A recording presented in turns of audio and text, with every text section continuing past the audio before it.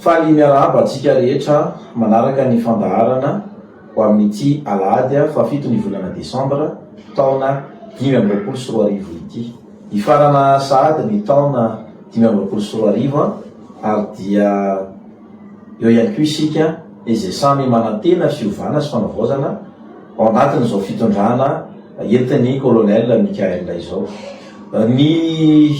an'ikeo maraina dia nametraka karazana statut atao hoe resao atao anaty commentaire ny zavatra hitanareo fa tena miborioka na tsy araky ny eritreretinareo ao anatin'izao fanavaozana izao. Matosika zany mamerimberina miresaka ny zavatra izay dia mitanjona matoa nisy an'ireny tolom-bahoaka ireny dia mitaky fanavaozana. Be dia be moa zany no miteny hoe aiza le fanavaozana. Anisan'ny mampitaraina olona dia ny hoe maro amin'ny olona fitondrana teo aloha no tsy nokitihina fa mbola ao anatin'izao fitondrana fanavaozana entin'ny colonel Michael izao. Tsy azo hodiny tsy hita zany zavatra zany fa dia miteny an'izany sika hoe anisan'ny fanakianana entin'ny olona enivon'ny tambazotra ny fahitana fa mbola maro amin'ny olona fitondrana teo aloha ao anatin'ny fitondrana amin'izao fotoana izao. Misy mihitsy aza mametraka fanontaniana amin'ny hoe fa maninona no eo sao sanatry ametraka ny fiverenan'ny filoha teo aloha Andry Rajoelina ny fipetrahan'ireo olony ao anatin'ny fitondrana izay maro anisa amin'izao fotoana izao. Ny faneho-kevitry ny solombavam-bahoaka miara-dia amin'ny fitondrana na ny olon'ny fitondrana amin'izao fotoana izao dia ny hoe raha ohatra ka esorina avokoa ireo olona izay fantatra fa ataontsika hoe teknisiana na tokony hanohy an'izay asa mpanjakana izay dia andeha ho aizy ty firenena ity. Izay zany ny faneho-kevitry ny averia amin'ny andanina. Na izany na tsy zany, isika ny andrandra fanovana, ny andrandra fanavaozana dia ao anatin'izay fanavaozana izay no isiny ny fandaharana, isiny ny arorika ny mpanao gazety ka mahatonga atsika miresaka eto androany.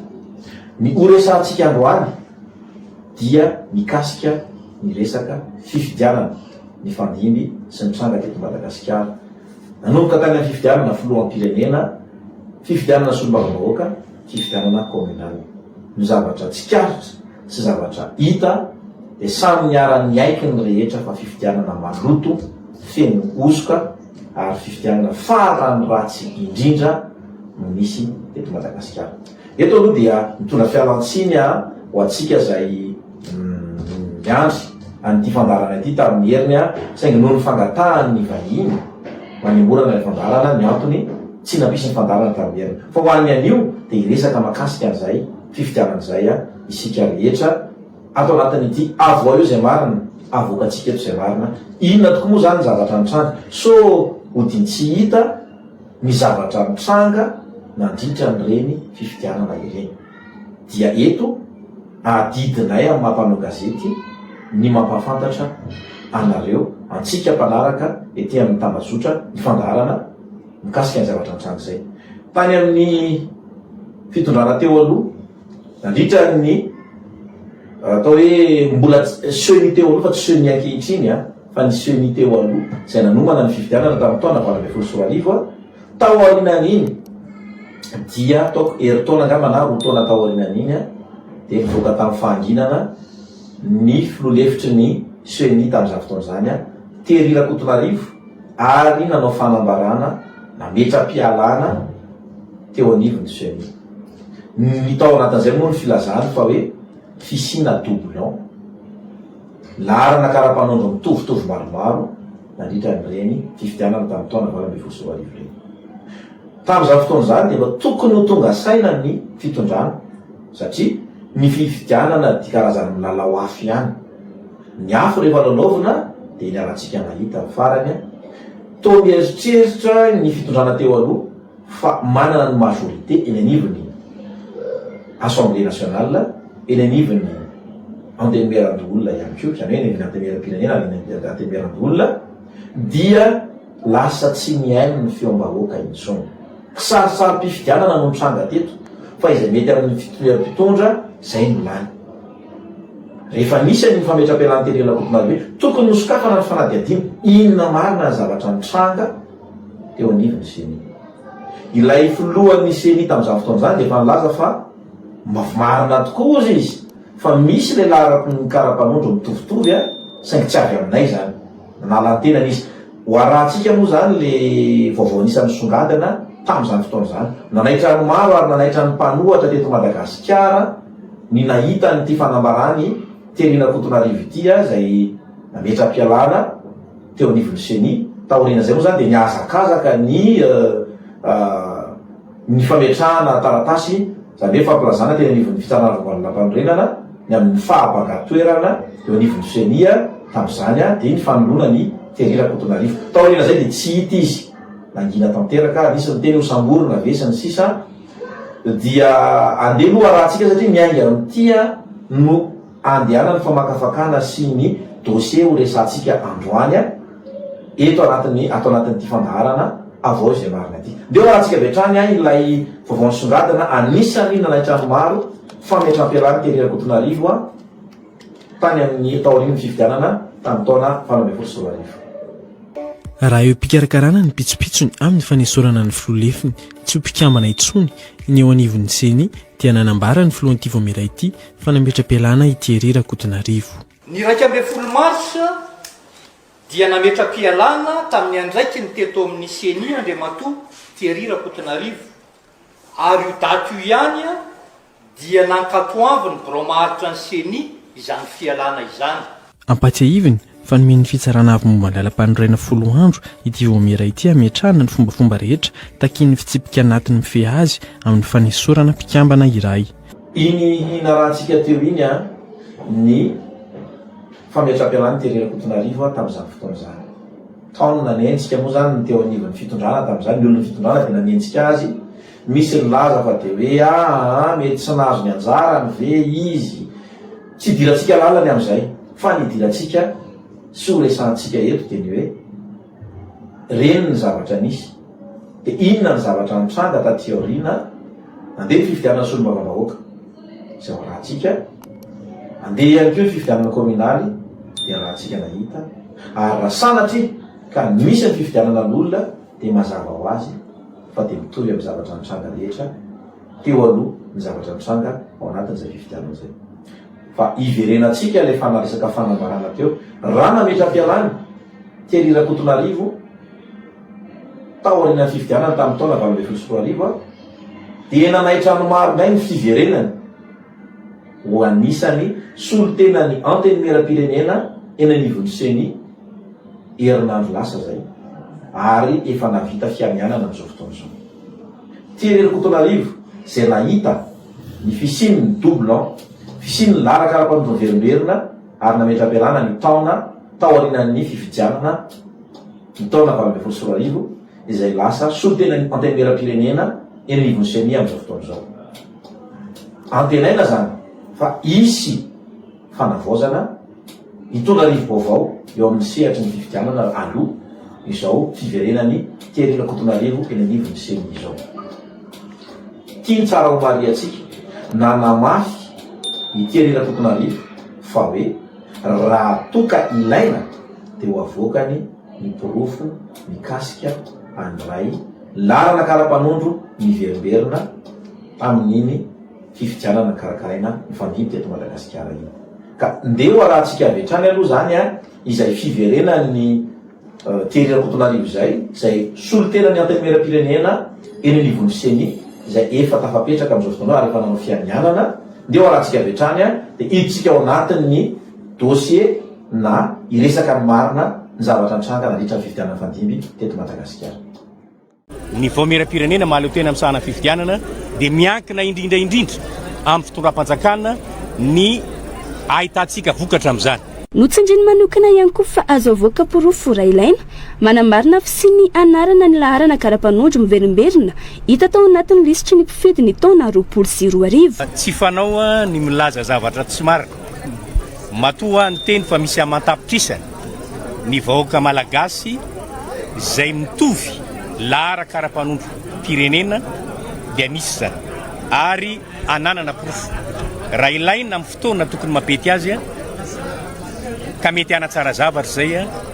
dia ho avoakatsika ny porofo mahakasika ny fisiny zay olona matapitrisana mitovy laharakara-panondrom-pirenena tamin'ny taona 20 sy 20 zay. Iny lay fanambarana zay vaovao songadana be iny tamin'ny herinandro lasa iny ary nanaitra maro hoe niverina moa zany herinandro ro herinandro lasa izay fiverenany Terirako-Tonarivo izay ary atao hoe zava-baovao. Ny fiverenany no nanaitra maro fa izy efa fantatra fa efa filoa-hevitry ny seny tany amin'ny fifidianana ny taona 2020. Raha iny ara le zavatra nitranga hoe misy laharakara-panondro miverimberina zay tazana mitovitovy efa nampaneny lakolosy izy tany aoriana fifidianana taona 2020. Inona ozy izy nareo le mode opératoire miaratsiny ame teny vahiny, inona le fombafomba fanao nazatra ny fitondrana teo aloha nafahana nanao an'ilay osoka rehetra tamin'ny fifidianana de ity manaraka ity. Ho rahantsika ty fanentanany Ramatoa Lalatina Rakotondrazafy sy ny olona iray tamin'ny fifidianana filoham-pirenena ny taona 2020. Fanentanana ny olo-pirenena andeha hifidy tahaka zao zavatra resahany ao anatin'izy ity hoe raha ohatra ka tsy manana kara-pifidianana ilay olona le hifidy de noentanina mihitsy hoe kara-panondro dia afaka mifidy. Raha sanatria ka tsisy ny kara-pifidianana kanefa voapirofo ao anatin'ny lisy-pifidianana ianao de afaka mampiasa ny kara-panondro amin'izay fandehananao mifidy izay. Iny ilay fanambarana zany hoe manao fandaharana moa zany zareo raha nitatsika teo iny Ramatoa Lalatina Rakotondrazafy sy ny olona iray izay olony fitondrana moa zany volomboasary izay nanentana ny olona hifidy ny larana fahatelo tamin'ny taona 2020 na rahantsika teo iny hoe rehefa tsy manana n'ilay kara-pifidianana le olona ka misoratra ao anatin'isy pifidianana de kara-panondro no entana. Ndeha rahantsika zavatra nitranga nandeha ny fifidianana alony tafapetraka ny filoha teo aloha Andry Rajoelina tamin'ny taona 2020. 2020 roa taona ty aoriana niongana ny fitondrana Andry Rajoelina. Aitsika rehetra raha fakafakaina zany fa vokatra ilay fifidianana kisaritsary-pifidianana de tsy tena ilay majorité tsy le tena maro anisy no mifidy ny filoha teo Andry Rajoelina ary tao anatin'izany keo misy ny olona tsy nisafidy ny tsy hifidy mihitsy de rahantsika nalala fa iny ny fitondrana nalaky indrindra ny fionganany teto Madagasikara. Telo herinandro monja de nitsitondeny olona de niongana ny fitondrana satria ilay légitimité tokony anana n'ilay fitondrana dia tsy misy. Ena rahantsika nahita ny zavatra nitranga mba tsy hiverena ny zavatra tahaka zany atao anatin'ny fanavaozana sika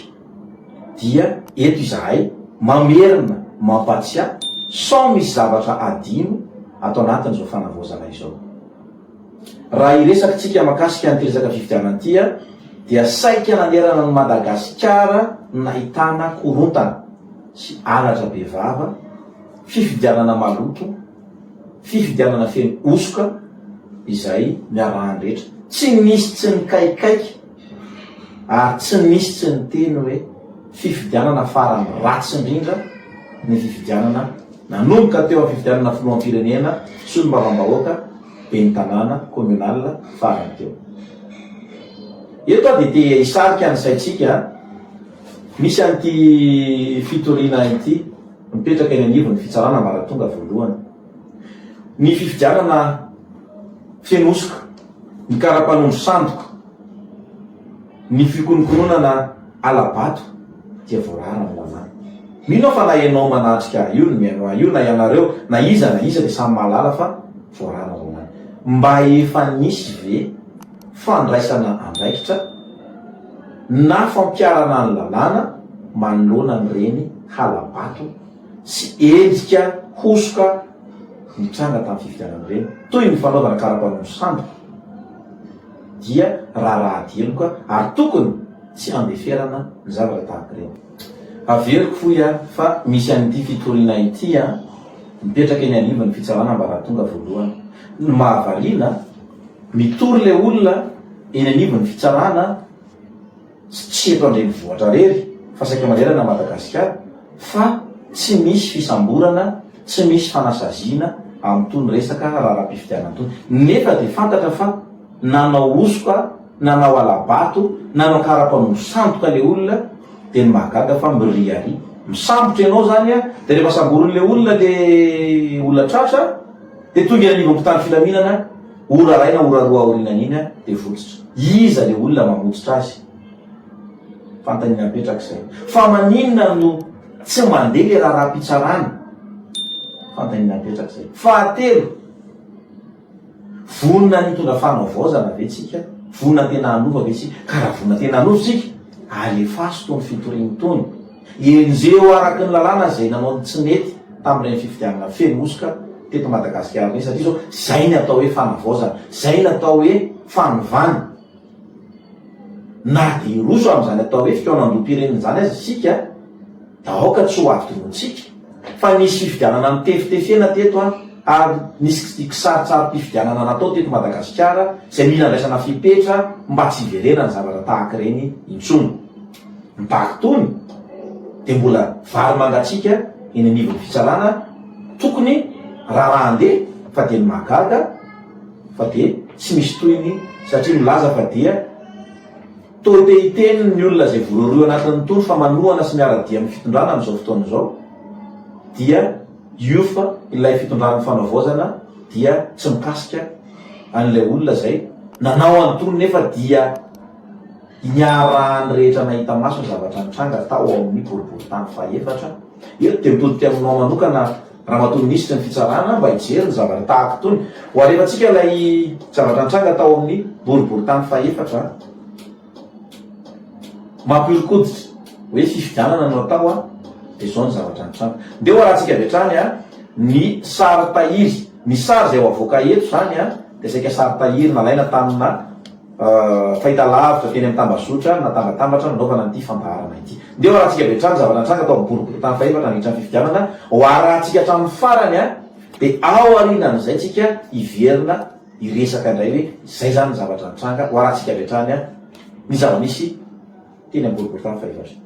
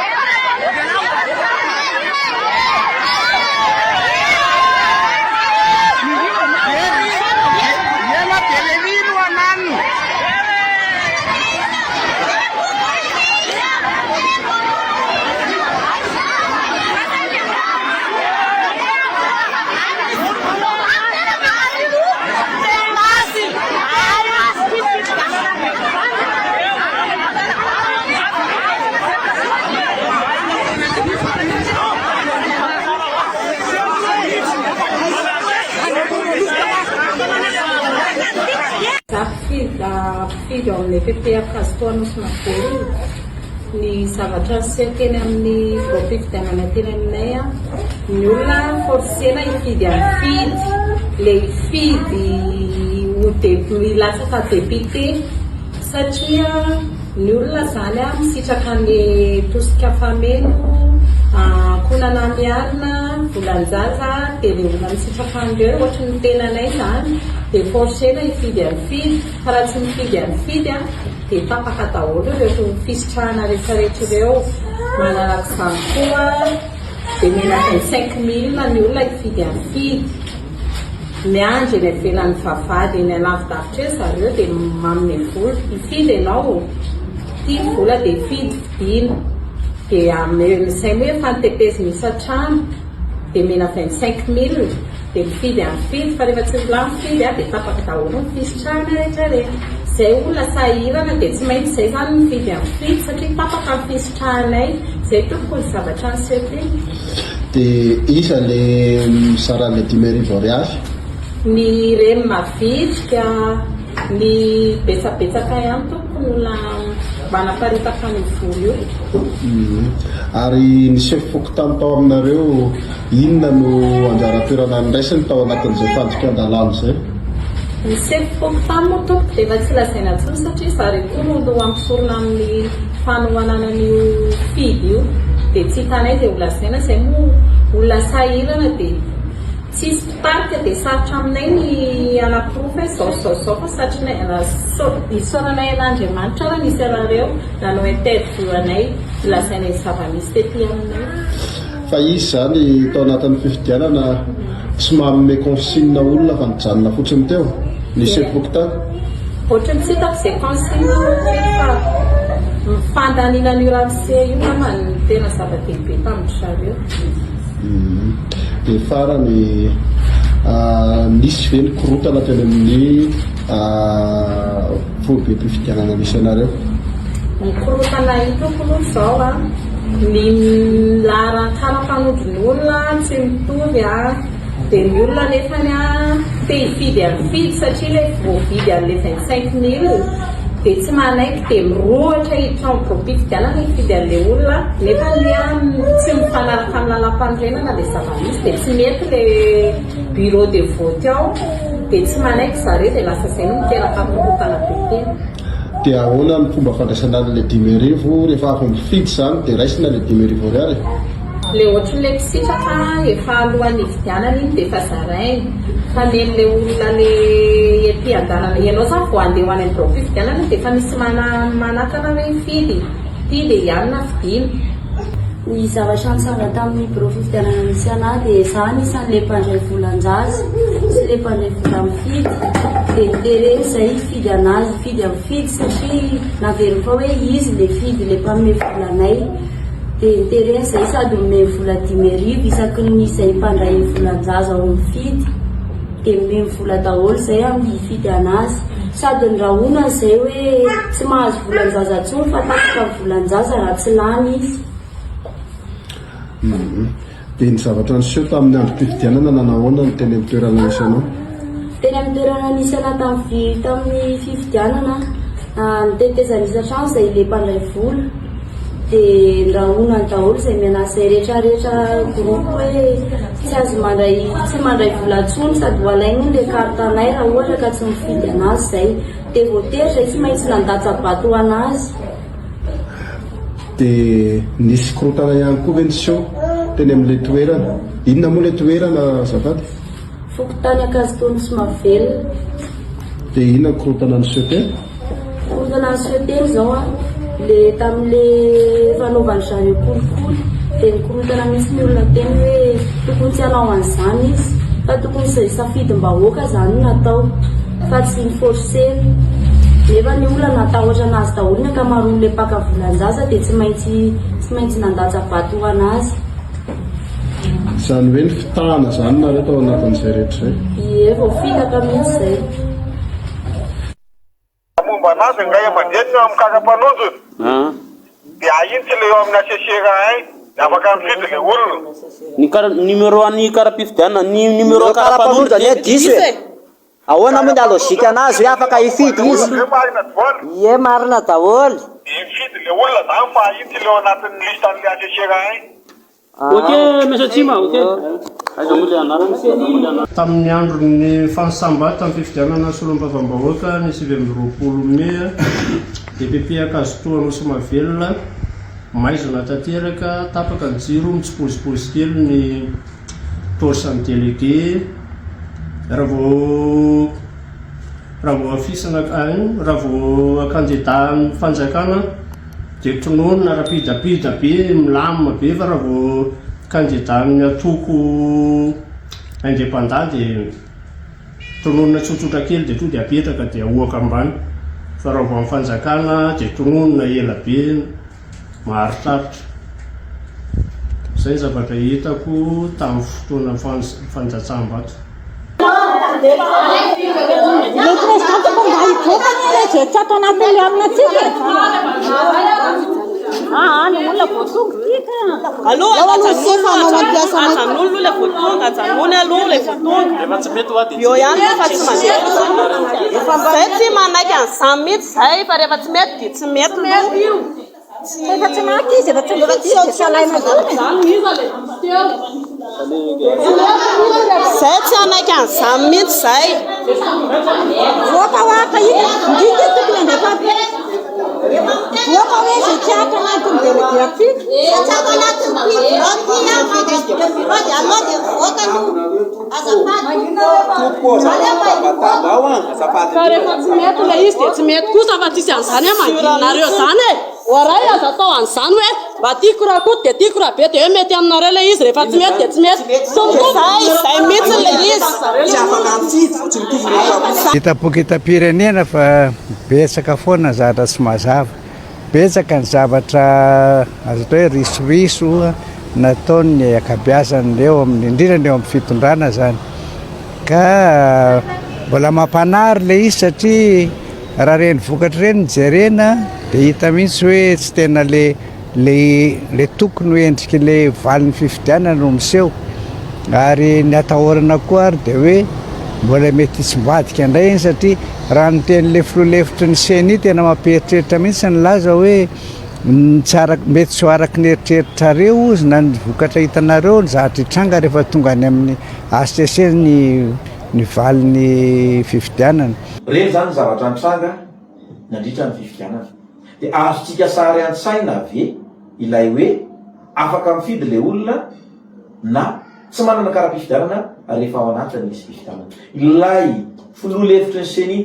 taoriana fifidianana atao anaty vala ambin'ny folo sy roa arivo dia efa niteny hoe misy laharana kara-panondro miverimberina zany hoe nampiasain'ny olona ny fitondrana teo aloha tsindriko tsara nampiasain'ny olona ny fitondrana teo aloha nanomanana fifidianana ataty aoriana sy rehetra zay nandalo ilay laharana kara-panondro miverimberina zay efa noresahanyilay filoalefitry ny seny tamin'izany zay nametra-pialana hoe misy zavatra tsy milamina ao anatiny misy fifidianana zay nabontsina tamin'ny taona valo ambin'ny folo sy roa arivo dia iny ny rahantsika lalala fa nanao fanentanana mafy mihitsy raha matolala tiana rakotona zafy sy ny loolona iray ny amin'ny hoe afaka mifidy izay tsy manana kara-pifidianana fa manana kara-panondro inona ny vokany dia ndetsika raha anaraka ny vokany hoe nanahoana ny vokatr'ilay fifidianana tandrametaka sy korotana ny aloha dia efa nahitana hoe isy korotany ty vita ny fifidianana dia saika korotana avokoa nanerana Madagasikara satria sady tsy nanaiky ny voka-pifidianana no saika nisy fandorana birao-pifidianana raha tsy laza afatra ny zavatra nitsanga tany tsy ombe tsika misy fandorana birao-pifidianana akoatran'izay ny fandatsahana vato tao anaty urna mbola tsy nisokatra kory ny birao vatanjaha-bato dia efa feno vato tao anatin'ilay urna zany zavatra zany na hitatsika daholo nandritra ny fifidianana tena fifidianana naloto dia oaratsika vetrany arany a izay korotana izay anareo zany mbo sy teo fa tonga tao i raha io vato feno agnatin'ny irina ao mbo sisy avy teo nanao président toran'io zany président fokotany toran'io ay ndao ary mazava zay misy vato eo amin'ny 100 ao anatin'ny irina ray mbo sisy tonga fa any président toran'io avy atragniny agny dafa feno vato agnatiny ao 100 isa eo sy kombakomba zao président fokotany ambony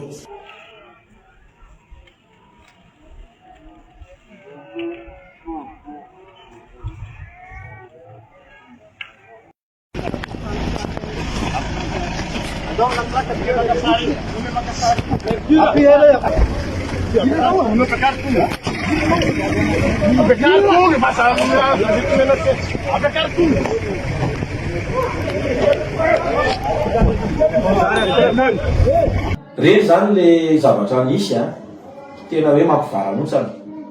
fanavaozany sika zao mbola tiatsika ave ny iverena ny zavatra tahaka reny amin'ny fitondrana vaovao zay ijoro atsoatsy andalo ty fitondrana fanavaozana ity a fa izy fifidianana nametraka an'ilay filoha vaovao atsoatsy dia mbola tahaka zay fomba fanao zay ihany ve no hitsanga rak'izay dia afaka roa taona na marananika ny mandany faharoa indray ilay filohan'ny repoblika dia miokana tahaka n'ilay zavatra nitranga farany teo. Raha tiatsika ny tsy iverenan'izay andao sika rehetra mba hifanapahakevitra hoe tena hikapoka latabatra raha azo atao ny amin'ny hoe tena mizotra makany amin'ny fanavozana tokoa ve ilay fitantanana sy ilay fitondrana entin'ny colonie Michael sy ireo gouvernement amin'izao fotoana izao.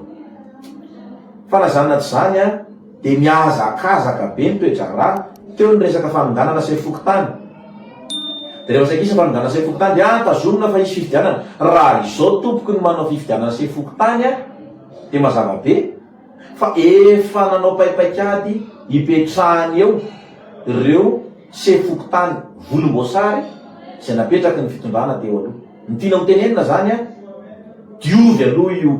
ao amin'ny fokotany ao io fa aza maika dia hanao fifidianana zany fa efa tsara préparation ireo sy fokotany volomboasary izay mipetraka ireo ndanao alabato na tiana na tiana tomponampoka tamin'ny fanaovana alabato ireo sy fokotany rehetrarehetra izay niara-dita amin'ny fitondrana teo aloha. Diovy aloha io fa rehefa madio ny ao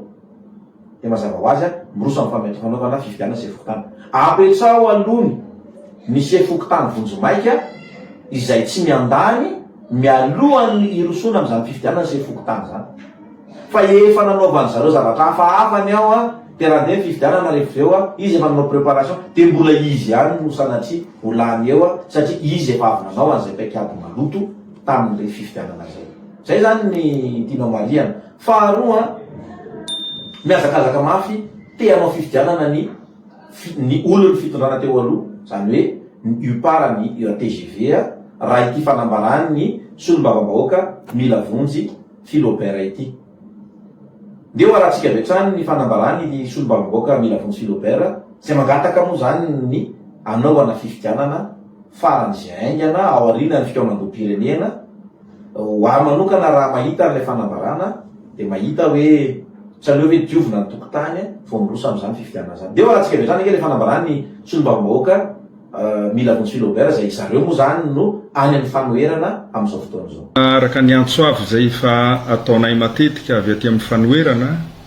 dia ny anatanterahana sy ny rosona amin'ny concertation nationale izay efa nolazainy avy amin'ny fiadidina ny fanavaozana ny Repoblikan'i Madagasikara ny anatanterahana an'izany ka heverinay fa izany no tokony atao faran'izay aingana mba ahafahana miroso amin'ny fifidianana hiverenantsika indray amin'ny ara-dalàna. Reny ny zavatra nitranga mampieritreritra sy mahatonga saina ary mampametra-panontaniana hoe tiatsika ve ty Madagasikara ty? Raha tena tiatsika ty Madagasikara ty dia andeha isika andeha tena anao zany fanavaozana sy fanofana zany mba tsy hiverena ny krizy miverimberina eto amin'ny firenena. Aleo atao lesona ny zavatra nitranga izay lalovantsika ray volana lasa roa volana lasa. Marina fa vokatry ny tsy fihainoany ny filoha teo aloha Andry Rajoelina ny fitarainam-bahoaka nampiongana azy fa zao koa tadidio kisaritsara-pifidianana nitranga nanomboka ny taona 2020 nandeha nakaty dia aratsika malala fa zao isika dia miverina manangana indray miverina manorina indray dia raha sanatria mbola tahaka izao ihany ny système iainantsika dia hipetraka ny fitondrana vaovao fa ao arinan'izay dia afaka roa taona na afaka mandat roa dia hiverina indray zavatra tahaka izao dia tahaka izay foana ve ny iainantsika to Madagasikara. Eto za zany dia mitodika manokana ho an'ny eo anivon'ny fitsarana raha afaka etsehana ny raram-pifidianana fitoriana izay napetraka ireo candidat rehetra nanerana ny Madagasikara dia mba mangataka ny anohizana an'itony fanadihadiana itony ary ny anasaziana ireo zatra mandika lalàna zatra manao osoka satria raha dieloka zany fanaovana karapanondro sandoka zany parapanondro osoka zany fitariana korotana mandritra ny fifidianana dia raha dieloka zany. Aoka re tompoko mba tsy hipetraka intsony ny amin'ny hoe toy izao ny lokon'ny antokony fitondrana dia ireo no mibaiko ny eo anivon'ny fitsarana ka ninona ataonao na manana profo ampelatany ianao hoentina mitory eny anivon'ny fitsarana dia tsy manandrariny amin'ny fifidianana tahaka tony fa raha ohatra ka atao an'izay le izy manina raha tonga dia tendrena moa za zay olona solom-bavavahoaka na olona ho be ny tanàna zany zavatra nitranga teto amin'ny firenena ka eto zany izahay ato anatin'ity fandarana itya raha nampatsiasy na merina n'ireo zavatra ireo dia midika fa misy zavatra tokony tsy ho atao tsinotsinona fa ho jerena akaiky mitodika manokana ho an'ny ministry ny fitsarana averiko ity raharaha etsy amboribory tany faefatra ity dia mipetraka eny anivon'ny fitsarana mangataka ny anetsehana ny dossier ity satria tozary lasa natoritory ilay fanadadiana sy famitorana mikasika amin'ity raharaha ity hitatsika teo ny sary fa dia misy sary ny solom-bavambahoaka voafidy avy amin'ny loko volomboasary tonga teny amin'ny rao fifidianana miaraka amin'ireo korobra tamin'ireny fifidianana tao amin'ny boribory tany faefatra ireny mampieritreritra raha boribory tany iray eto andrenivohitra na ahitana an'iny dia manahoana ny manerana Madagasikara zay ve no tiatsika mbola hitoetra sa tiatsika isy ny fanavaozana sy fanovana eto amin'ity firenena ity matoa zany miresaka nyresaka fifidianana ity zahay androany dia manakaiky ny fikaoman-doha-pirenena ka mila mijoro ny olo-pirenena isika vahoaka malagasy indrindra fa ho anareo zay tarika amin'ny tolona ho any amin'ny fanavaozana sy fanovana ny Madagasikara soratsika rehetra tamin'ity fandaharana ho an'ny anio ity nampatsiahy izahay hoe misy zavatra sao adiny fifidianana dia anisan'ny ain-dehibe ho an'ny fanavaozana ka nampatsiahana merina mety misy zavatra tsy voatonona tao anatin'ity fandaharana ity androany fa iverenantsika eto amin'ny manaraka satria karazany mampaneno lakolosy manaitra izahay so matoritory isika mikasika zany resaka fifidianana zany amin'ny manaraka mety iresaka an'io raha-pifidianana io fa atsika sitsika fitsara fa sitsika administrateur civil antanina inona ny fanatsarana tokony atao amin'izany resaka raha-pifidianana zany misaotra atsika rehetra nanaraka hatramin'ny farany amin'ity fandaharana ity dia mametraka ny mandrapitafa iresaka raha hafa indray sika amin'ny herinana ito izao dia misaotra anao mankasitaka indrindra ho amin'ny manaraka indra